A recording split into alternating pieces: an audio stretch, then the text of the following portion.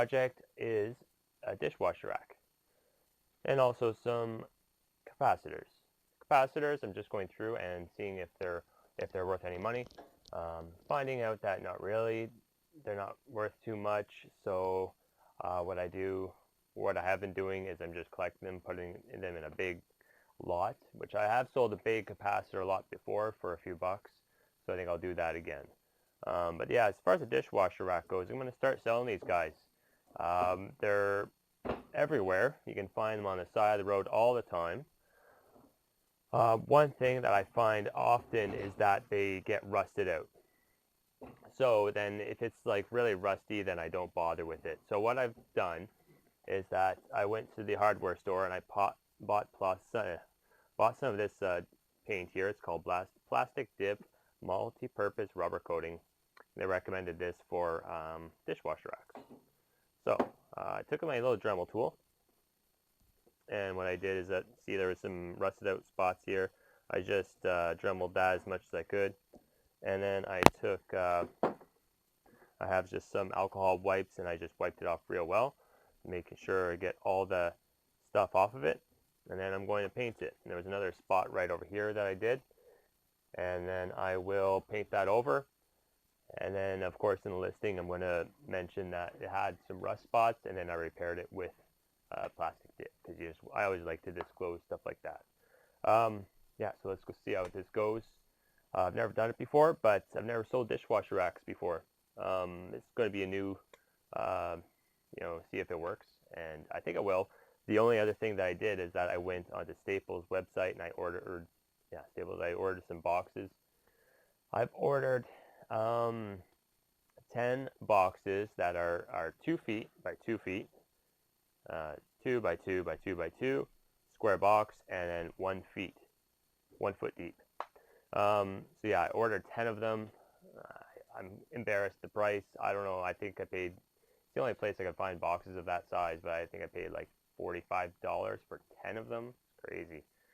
But one dishwasher rack, I'll be able to make that money back, and then I got 9 more of those boxes, and then I'll be able to sell some more of those, which I come across all the time. At my drop-off bin, I'm always getting dishwashers. This one here, I think I'm selling that. I've already made the listing, and I think I'm going to sell this one for, I think it was 50 or 60 bucks, and I have the upper one just over there by my studio. I think I'm going to sell that one for $40. So I'll make my money back on one, and pretty sure it will sell. So anyways, I'm going to give this a shot. Let's see how it goes.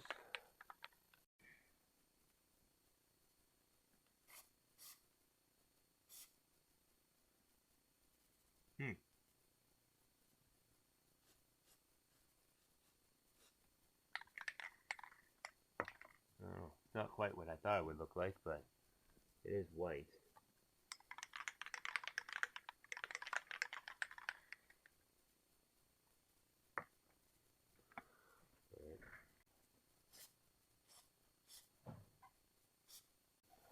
Hey guys, just got back home.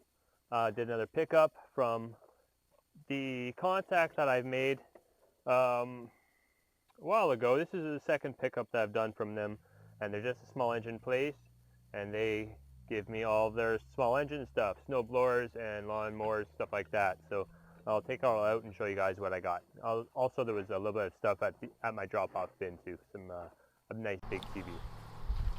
Okay, you're going to test out my new microphone today that I just got in the mail, and hopefully it sounds okay for you guys out there. So this is the truck right now. I just emptied it all out. It's the day after, and you can see here there's just a bunch of stuff down from my drop-off bin, like AC adapters. This thing here is just scrap, and then there's a whole bunch of computer parts, but no computer tower. It looked like it would have been a really old computer too. It's too bad. This is a great big battery backup. It's an older one too. See, it's a bit older. This is something. So with this second time I picked up small motors from my contact, and they gave me just this bin full of chainsaws, and these are all Stihl chainsaws. It's pretty beat up stuff, but I still think there's some potential here. There's some other stuff here. So a little starter motor, electric saw, little motor, and that's a big motor there. That's probably from like a generator. It's totally seized up. As you can see, that's like electrical cord or something. Flywheel. They also gave me a champion generator. Never really dealt with generators before. Don't know what's wrong with it. They didn't say what was wrong with it, but I imagine it was something pretty serious. And who knows, maybe I'll try and sell some parts off of it. They also gave me a nicer snowblower here. So this guy's pretty nice and new. See the auger blades, very little rust on them. So those auger blades, they sell quite well on eBay. And also just this whole assembly in here as well. With this gearbox and everything. And of course you got your chute here. I don't know what that is. A little shovel for, I guess a shovel for digging stuff out of it. I don't know. Yeah, it's a Tecumseh motor. How many horsepower that is. Anyways, I'll show you what's wrong with it. It's got a big hole in the block. That's not supposed to be there. Yeah, so something really wrong. Oh, that was smart. Oil everywhere. So, good for parts, you know, the tires, fuel tank, maybe the muffler, this coil, you know, the starter coil there. And, yeah, it should be really easy to take apart too, because it's newer, so there's not very much rust.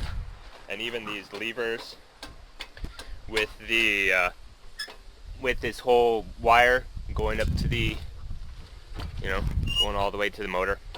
The small engine place, they also gave me 3 lawnmowers, and this is an old lawn boy, all aluminum deck, all aluminum, and it's not in that bad of shape either. So that could be worth reselling, just the deck. You just have to take the motor off and everything. I have seen them before on eBay. Also the tires could be sold. Maybe not, like this one looks like a replacement tire. Yeah, thinking about that. This was at my drop-off bin. This is a giant TV. It's really thin too. Like really thin. It's like a couple inches thick. Anyways, Sharp Aquos. I think I've heard that brand has had trouble, you know, has had some recalls and whatnot. A big TV, heavy too. And it came with a stand. Don't know where the stand is right now. But this is one of the things that I got dropped off, was at my drop-off bin. Old flip alarm clock. A little flip alarm clock. These are collectible. Always look out for them, guys. People will buy them. I'll look it up on eBay, see how much they're selling for, and then I'll if it's a lot, I'll just go ahead and you know, get in there and just clean it all out. Alright, so that's it. I'm going to empty out the truck. I'm going to sort all this stuff, kind of move it somewhere where it's not in the way, and we'll load up the truck and go to the scrapyard today. Oh yeah, I forgot to mention also, they gave me 5 trimmers, and then this funny looking thing here. It's like a little rototiller, a little handheld rototiller. So they gave me that. They gave me that stuff too. So that usually the trimmers, my yard takes those as dirty aluminum, 10 cents a pound. It's better than nothing. I'm all loaded up for a load to the scrap run, scrap yard. Scrap run to the scrap yard. What do you got there? Copper content, copper number 2. That's all aluminum over there, and then dirty aluminum trimmers. And some motors, good sized bucket of brass, and rotors. So the main reason why I'm going to the scrapyard today is not to just bring in this metal, but just to talk to my friend there and see if he can get rid of my car for me today. It's just that black Saturn that you see in my videos. I pretty much stripped all the parts that I want off of it, and you know, there's still that brake, master solenoid. But I'm not gonna bother with that. point to just bringing it all in.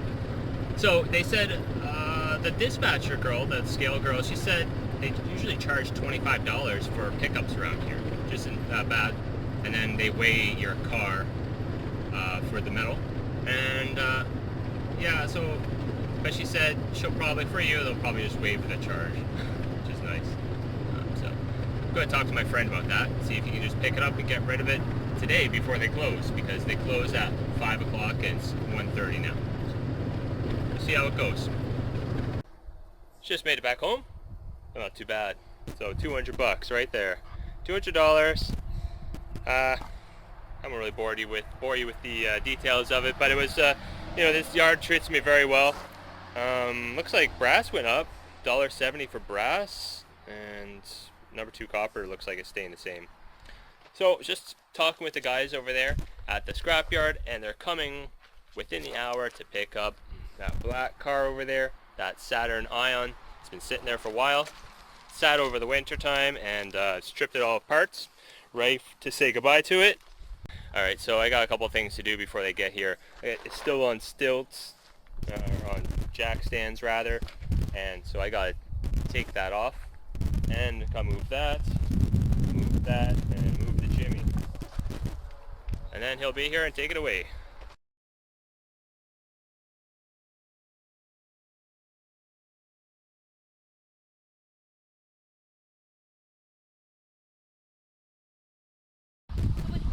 Oh, look at all the space. Look at all the dead leaves. Look at all the dead leaves. And the grown over plants. Whoa! Oh my god. Your feet slipped. Hey guys, just brought the kids out here to the dock for some fishing and some swimming. Yeah, you saw there, I got them to pick up that car for me. Really happy. Big win. So, yeah, I just got the ticket. I went there before I came here and got the ticket. And the car weighed 2,520 pounds. Now, we agreed on $180 for a ton, a metric ton. So it's a bit different than the imperial ton. So it's metric ton, $180. But by the time that they brought my car there, the prices actually jumped. Or the boss decided to jump up the prices. So I got $200 a metric ton for that car, which is awesome. So I got $228 for that car, just scrap alone.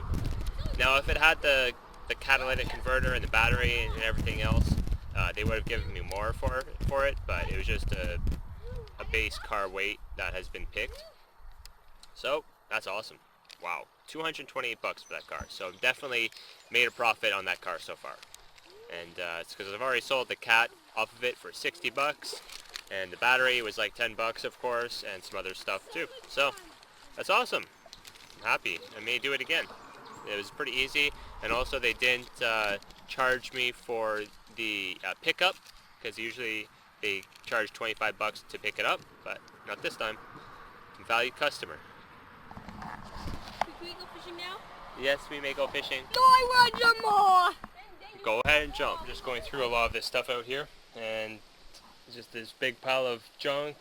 I'm going to start to move it more over here, you know, because I want to start parking my truck right around here, you know, backed in, and so I want to try and move this stuff more over here. So I'm just going through this stuff, and this bandsaw, for example, just going to scrap it. It's a nice one, like it's, you know, Mastercraft. Not a big fan of the name, but this is a decent one. Now the first thing you want to do is if you plug it in, nothing happens at all. First thing you always want to do is check these switches, make sure they're okay. So you just take a continuity tester and you see if there's continuity in between the prongs when it's turned on. And if there is continuity, then it's a good switch. That's the easiest basic test you can do. This switch is good, so that means that there's something else wrong with it. Could be the motor, could be something in the wiring, I don't know. So I'm just not going to bother with it, I'm just going to scrap it. So this thing, it's all cast aluminum, and cast aluminum wheels. This is aluminum deck. So I mean, you could break it all down, you got a pretty good motor. Got a good motor on the other side here. I mean, you can break this all down, individual pieces. I'm not going to do that, I'm just going to bring it in like that. And they'll probably give me 10 cents a pound for that. So, really, you know, $2 in scrap metal. Something like that. Maybe 3, who knows. I just took apart this big, giant battery backup unit, and I thought it was just going to have a really big battery in it. But it also has this giant transformer. Well, not giant, seen bigger, but it's pretty big nonetheless. It's a big guy, high voltage transformer. Has like a power board on it back there. It's not bad. And then this circuit board back here. It's my C-chips. Yeah, so this transformer is a bit hard to take out. So far I've just cut these rivets with angle grinder, but I'm going to have to get another blade on my angle grinder and grind it off some more, try to get this transformer out. If I could give you guys a little safety tip, whenever you're cutting wires, make sure you have all of your power tools away from your bench. One time I did cut this. See here, I had to put a new plug on the end of it. Luckily this thing was unplugged, but I had this sitting on my bench like this, and I was just snipping away on wires. I'm like, oh, here's one. And I just cut off the end of it. And so yeah, just a safety tip there, guys. I thought I mentioned that. Yeah, we all do make mistakes. Not a big deal. Just out here testing, taking apart this washing machine. The guy that gave it to me said this board may have been bad, but I don't see any like markings on it or burn marks at all on it. The door is pretty nice. I may try and take some parts off of that. These brackets have sold before for me, and these little clips too, these little door clips, but some of these Kenmores and Maytag, they're pretty generic and you can get them really cheap off the internet. Why I turned on the camera, what I really want to show you is down in here. Guys, it's not too glamorous down in, this is the trap, you know, for the gunk and stuff, you know, so it doesn't break the discharge pump. It's not supposed to be black like this. It's pretty nasty. Basically, this is the house I came from. They're on a well. But what I want to show you down there. I'm gonna pull out a little bit of money. So what do we have here? First, we have a dime. Oh, it's just a quarter. That was a loonie at least. Anything else down there? Oh, that's it. Also, there was like this little, I guess that's from a pair of jeans, and then a bolt. Now, the best thing I've ever found, I found in a dryer, and it was a gold, I think it was like a belly ring or some sort of gold nose ring or something. Anyways, it was gold. So always check these traps. Always check like the lint traps on these dryers. It's worth it. You'll find stuff. You know, you go through and do enough washes and dryers, you'll start to find some neat stuff. Alright, so I found the problem on this washing machine. There was a power supply board that was sitting right there. This is it here. And there's your problem right there. It's got like some sort of burnt transistor or something there. So that's what was causing the whole mess. It was powering on, and like all the dials were working on it. You know, so all this was working. You got some like worn out switches here and stuff, but it's just that it didn't go through the wash cycle. So now I know what's wrong. I can safely assume that this board is fine, and everything else will work. That big motor down there, I'm going to see how easy it is to take out a complete wiring harness, and there's going to be some circuit boards behind this panel too I'm going to take out. One other thing you guys can try and take out is this rubber boot. These things on the front loading washing machines go bad often. They also are notorious for getting just really skunky and bad smelling because it just collects like all this guck here. And that's exactly what's happened with this one. It's really bad. I'm not going to do it. I'm not going to take it out. I have taken them out before in the past, and you just got to give it a really good scrubbing. Just get in there and just scrub it all out. And they sell. I remember I've sold them for like 70, 80 bucks. It's not a bad deal. Because what will happen is that like they'll crack and they'll start leaking water. Actually, maybe that's what's happening with this one. There's a whole bunch of rust. So I'm not going to bother with this one. Working away as usual here. Today is Sunday. Had my son's birthday today. We had a beach party. It was a lot of fun. Just burnt out from the sun. It was just really hot, sunny day, really nice weather. Lots of kids, lots of cake, stuff like that. And here's some blower motors down here that I've brought downstairs to list. So some of these I will have duplicates for. This one I believe, this one here, pretty sure I have a duplicate listing for that, so I'll just be able to add that one. I already have that listed on eBay, so I'll just add +1 onto the quantity that I have. And I think these two, I don't. But, these, I like these brands here. A.O. Smith, they seem to sell for a lot. They're a heavier duty motor. Right over here, I ordered some boxes at Staples. They came in. Really fast shipping. Really fast. These are the dishwasher rack boxes, so I ordered those. And those dishwasher racks are already uploaded right now. So if they do sell, I'll have a nice box for it. These boxes, man, they were expensive though. They're bigger. I think both packs, came up to about $75 or $80 Canadian dollars for that. And these ones are microwave size boxes, microwave plates. So it's about 16 inches by 16 and then by 4.5. So it's just a huge time saver. The microwave plates,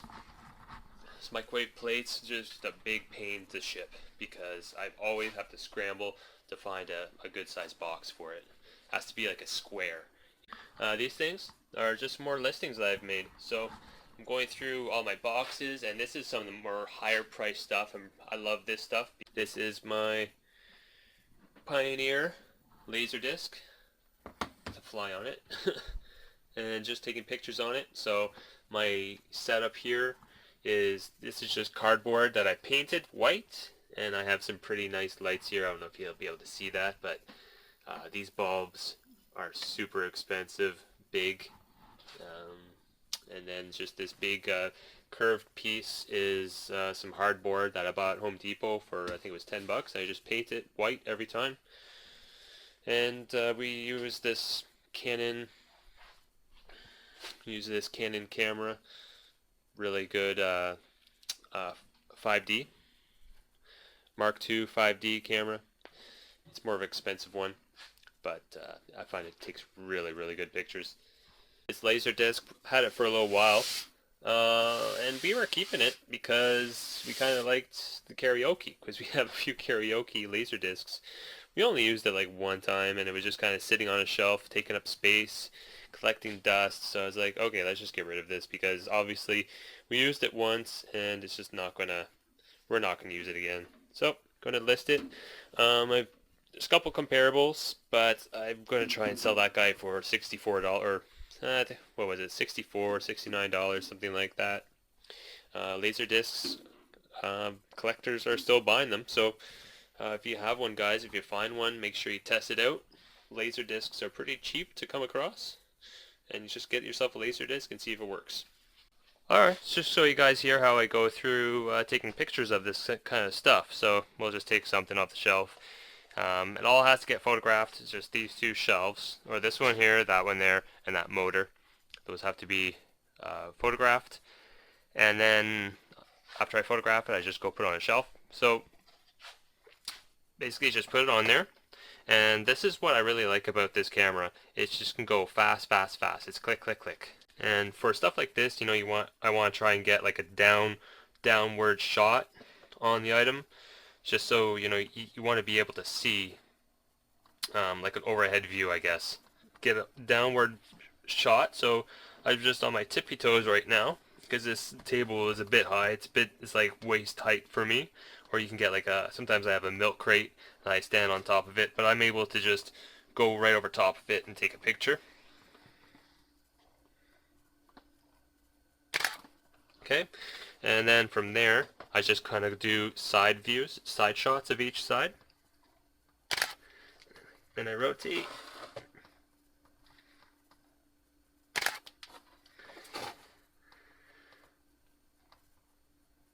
Okay, and now if there was ever any cracks on this item, you just definitely want to photograph all of that. But this item is pretty good. There's nothing wrong with it. No major cracks in the casing or anything like that. We'll get a picture of this too, just of this this back side. Doesn't mean too much, but I just like to do that as well. Yeah, and once we have it photographed, just gotta put it in the right box. So right here is just some more of these boards that these boards here that are inside of a casing, circuit boards that I'm keeping in this box. Beside it is some of the other circuit boards down there. You don't need something like this, guys. You can use anything. So when I first started, I was using my cell phone camera to take all my pictures. I just like using this because it's just quicker and it's more high quality photographs as well. So yeah, so I just like using this more. So yeah, I'm just going to start taking photographs. Your first photograph is always the photograph that is going to be your thumbnail. You want that one to just pop out the most. So you want to just get the whole item all in one shot. And so I'm just going to try and go for like an angle like that.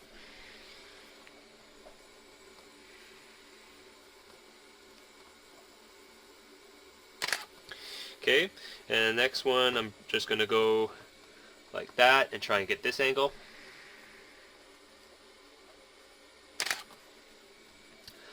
Alright, and that's pretty good. After that, I think we'll flip it over, and then we'll get another shot from this side. Again, just like a downward angle. And then I'll try and get this as well. Okay. So I got all the angles I want covered on this item. Now you also just want to note any kind of damage. So from here, there's no damage on this item, but maybe these clips, for example, they're a bit rusty. So you just want to photograph that, so I'm going to zoom in on that.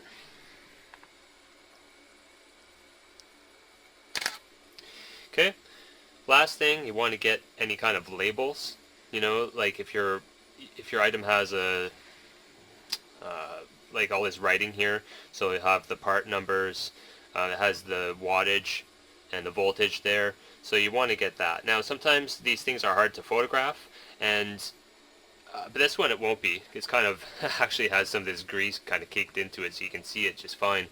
But let's say it's hard to see. Well, you may need to angle your item a little bit in the light, so that it reflects, so that you can really see the numbers pop out.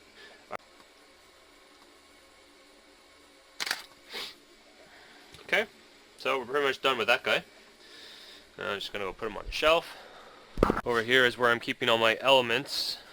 So, whoops, of course they're falling down. I'm just kind of standing them upright in this box for now. I think that works, with like a piece of cardboard separating them. I have two boxes now. This one's totally full, and then I'm starting a new one. So now once you take your pictures, you gotta get them onto your computer. My camera here just has an easy USB thing, so I just leave this cord here and I just plug my camera in. Really easy to get the pictures uploaded. But you see, I just use this basic Windows photo gallery editing software. The only picture that I edit is the first one. So like this blower motor, for example, I just click on that, open it up, and you want to crop it so that so that you make a thumbnail. Now this window here, I find that if you crop it to go smaller, it makes the picture really small, and eBay website doesn't like that. They won't accept it because the picture needs to be a certain size. So you can't go any smaller than that. So I just pull it out like that. Make sure it's center, press enter, and there you go. That's going to be your thumbnail for that picture right there. You can press the auto adjust and maybe brighten it up a little bit, and then you can straighten it up too. There you go, and then close it. And so there you go. So now it pops out a little bit more. So I only do that for the first photo. The rest of them, I just leave them like that. I don't touch them. But yeah, you want to make sure your thumbnail is the best picture that you have, and that's what's going to grab people's attention when they're scrolling through eBay. Okay, that's going to be it for this video, guys. Thanks for tuning in, watching the video. Really appreciate it. And if you haven't subscribed yet, please make sure you subscribe. I'm always going to be putting out new videos. And hit the like button if you like the video.